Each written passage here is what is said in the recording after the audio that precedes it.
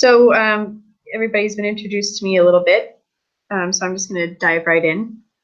In the brain theory section of the technical review, I want to present hypotheses about the brain that can be tested by achieving and working to achieve whole brain emulation.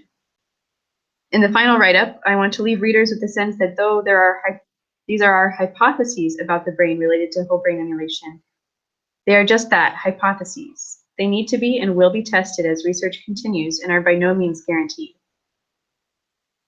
The 2008,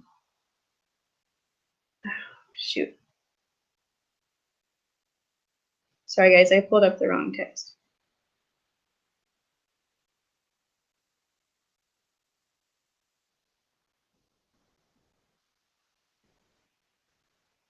Okay, sorry, I'm still here.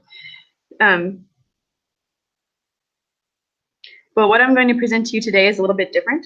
Today I'll present 5 questions that I hope to explore in the brain theory section and go through my very rough outline for what I've thought about discussing in relation to each question. This is actually one of the least developed sections of the technical review, so I was really hoping to embrace the idea of a workshop and get input from the audience regarding what I should write about for each question. I actually just recently changed my thinking on what this section will cover, so this is a very early rough draft. So like I said, I want to cover 5 questions. The first being, is brain activity computable? Second, how much do we need to understand about the brain in order to emulate it? What are the minimum requirements for emulating the brain? Do we need to emulate the body as well as the brain? And are you your connectome? So to begin, is brain activity computable? In the 2008 roadmap, it was assumed that brain activity is Turing computable, and if aspects of the brain are not Turing computable, they are not functionally relevant to behavior. But in the brain theory section, I want to take many steps back and explore basic questions like, what is computation? I think it would also be appropriate to briefly review topics related to philosophy of mind in this section. So I want to go into computational theories of mind, discuss the classical computational theory of mind, the Church-Turing thesis, and I'd like to explore any research that supports or refutes it. Hoping you guys can help me fill in these blanks. I also want to explore connectionism, which will probably include a brief discussion of artificial neural networks. A lot of these topics may actually be covered more in depth in some of the other sections, so that'll impact my decision making on how much to cover in this section. And of course, I'll go into computational neuroscience here. In fact, I want the bulk of this section to be a discussion of these approaches. Right now, I plan to cover predictive brain approaches like Bayesian brain theory, free energy theory, and of course explore Elias Smith and Anderson's neural engineering framework. What I'm hoping to do is cover this information and then form a coherent argument for what hypotheses we want to present as a team. So on to the next question. How much do we need to understand about the brain in order to emulate it? I thought this would be a good section to discuss philosophical arguments of organicism and reductionism, since these 2 ideas represent the extremes in answering that question. There seems to be a rich literature that describes limitations of reductionism in complex systems, so I think that would be important to explore here. The idea of building a model of a system based on its component parts actually automatically reminds me of artificial intelligence. From the little bit that I know about the topic, I know that they tend to build models using a vast database of fundamental units. I think I read about this in Kurzweil's book, How to Build a Mind, when he was describing his language recognition software. So I think exploring that area here would be informative. And of course, exploring realistic computational brain modeling. But these points seem to support reductionism, so of course I want to look at the other side. I think it'd be important to look at how the brain utilizes feedback loops and recurrent processing, how more abstract and higher processing levels can impact lower processing. For example, the visual system, I think I've seen a lot of research on how the cells in V1 can be impacted by higher levels in the visual system. Question: what are the minimum requirements for emulating the brain? I think this would be a good time to go into a review of complex systems and arguments of how the brain is a complex system and the principle of scale separation in those systems. I really don't know a lot of research here that would support, what level we need to emulate, but the roadmap did go into thinking that we need to do things like physiological mapping and that sort of thing.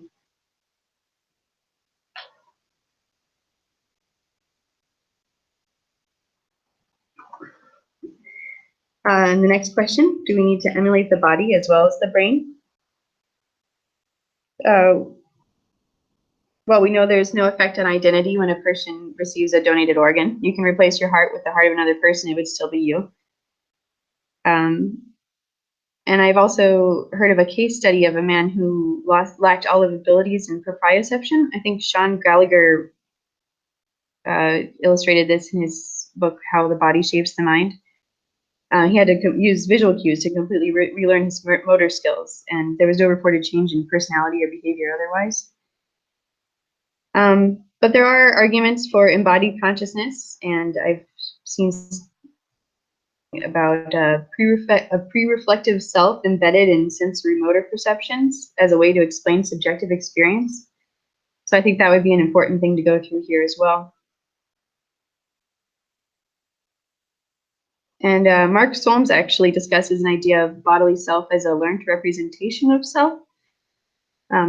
That might be interesting to go into. I think there are several ideas kind of related to this that would be good to go into. And finally, are you your connectome? For this section, I want to review some of the research that supports the hypothesis that memories are stored in the connections between neurons. I specifically want to go into LTP and LTD encoding at glutamatergic synapses on dendritic spines. This seems to be something that Ken Hayworth is very excited about. But there are also some points about whether memory is related to identity. George Northoff has done some work looking at the cortical midline structures and their role in self-reflection. And these structures have also been found to relate to memory.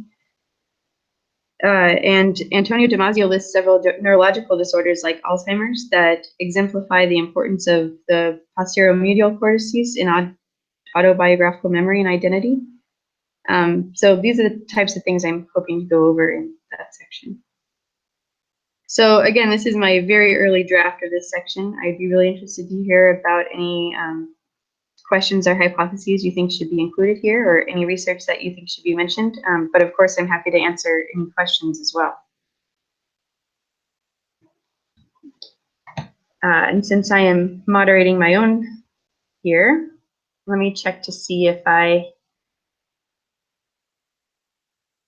have any questions online. Does anybody have any questions in person?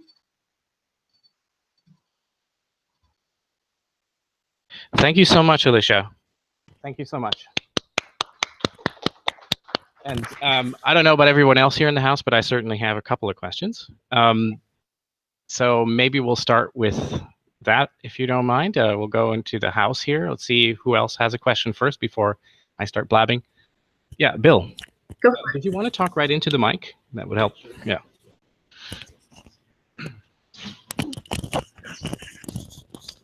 Hey, Alicia. So you mentioned at one point, I think you called it the PreReflective Self, and I was just curious what you meant by that and what exactly that theory refers to. I actually don't know too much about it. This is something I read about quite some time ago, but I thought it would be something that would be good to review here, which is why I mentioned it.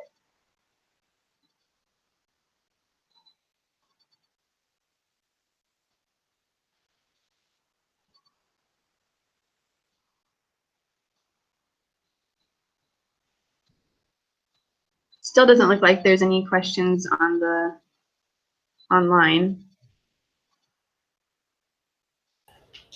Okay. So we have some more in-house questions, at least my questions, if no one else has questions.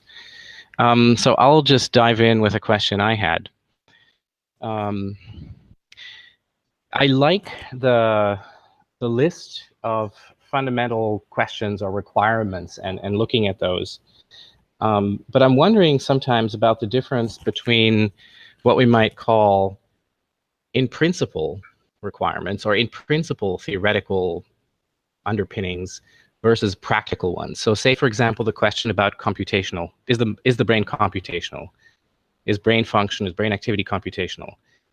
And there are two sides to this. One side is, well, you know, if we knew the position and whatever trajectory of every atom in the universe or something like that, then perhaps everything is computational, and so is brain activity down to the, you know, the most precise detail. Now, of course, we may not need that precise detail. So then the question becomes, is the more abstract level computational? So that's already kind of you have to decide what you mean by computational or Turing computational at that point.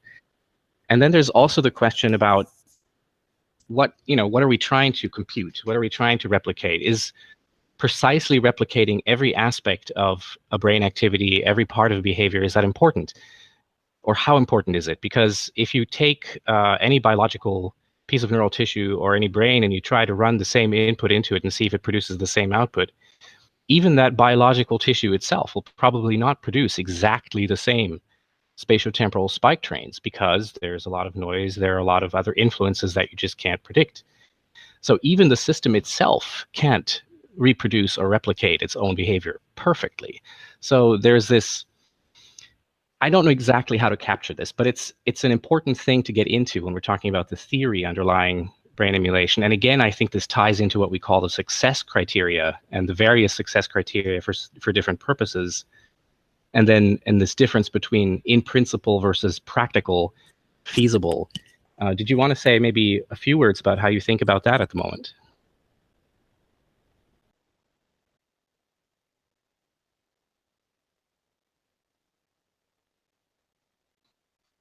I really don't have an opinion on this. I intend to learn a lot when I'm writing this, so I was kind of hoping we could discuss more about what kind of discussion needs to go in here. I agree that what you're mentioning does need to be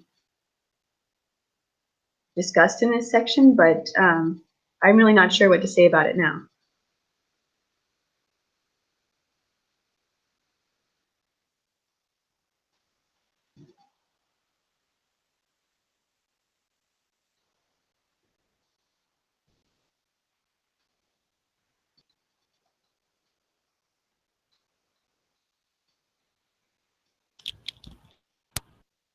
So I'm not exactly sure whether, in your case, since you're the presenter at this moment, if I should be scouring the form for questions and answers, or if you've been doing that yourself.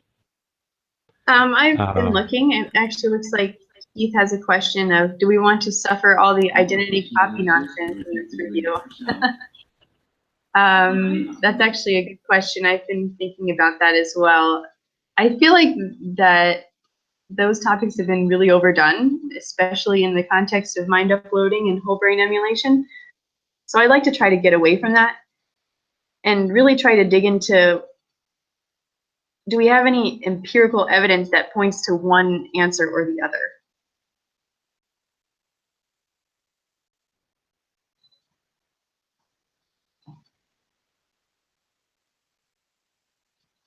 Looking at some other questions here.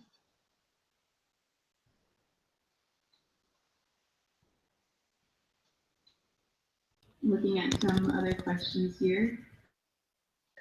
Here's one. Would context awareness studies in computer science help decide if we are just our connectome, or we also include the body or some more of our surrounding?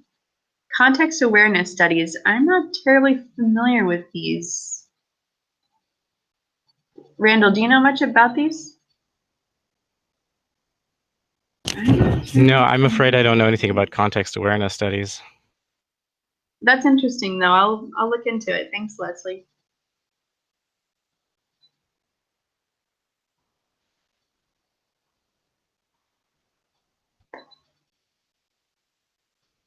Another question from Keith, is the document the right or wrong place to cover numerous theories of mind/consciousness, such as Penrose, Tononi? This is actually the direction I originally intended to take this section. But I'm not sure it's the direction we want to go. I'd love to hear anybody's thoughts on that. But, you know, again, this is really overdone, and I'm not sure they really get at the question about the feasibility of whole brain emulation, and I think that's where I want to go with this section. But I'd really like to hear if anybody has any thoughts on that, about the feasibility of whole brain emulation, and I think that's where I want to go with this section. Yeah, so I do have an opinion about that. I think that we can't ever get away from that topic. The question of theories of consciousness comes up all the time. So one way or another, we have to talk about it. Although from the point of view of a tech review, it's difficult to tackle because there's just very little in terms of tech review that I think is doable. But maybe I'm wrong about that. But maybe instead of sticking that in the same topic, in the same chapter, same section of the review, we could have a separate bit that is specifically about questions about consciousness and theories about consciousness and different terminology that is used for different kinds of consciousness or thoughts on consciousness that people have. So I liked Michael Cerullo's paper on that, for example. Yeah, so yeah, that's my feeling about it. Yeah, I agree. It seems odd if we didn't include them at all, didn't discuss it at all. And I think as carbon copies, it would be important for us to try to define these terms. I think that's one of the greatest weaknesses in consciousness research, is that we have all these terms that we throw around, and I think we all think we know what we're saying, but we could really use some better definitions. And maybe that's a good thing for carbon copies to jump in on, to try to, I don't know, standardize that.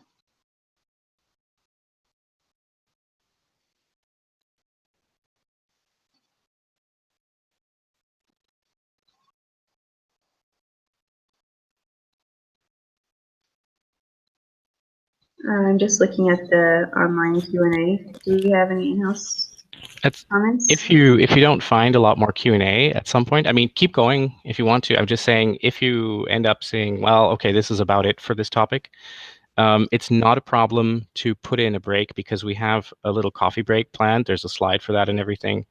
And then I'll announce that there's going to be another session after this. So I'll just let you finish up first. No, I think now would be a good time. I'm not seeing many other questions. Okay. In that case, I'll just address the audience out there. We're going to do a short coffee break. You'll see that it'll say on the slide that we're coming back at around 5 p.m. That's when the next session is due. That last session is our special topic on discovering neural circuits in brain data. And we have 2 more speakers for that. So we have Diana Deka and Mikhail Lebedev coming up. So we'll see you all again at 5. Thanks.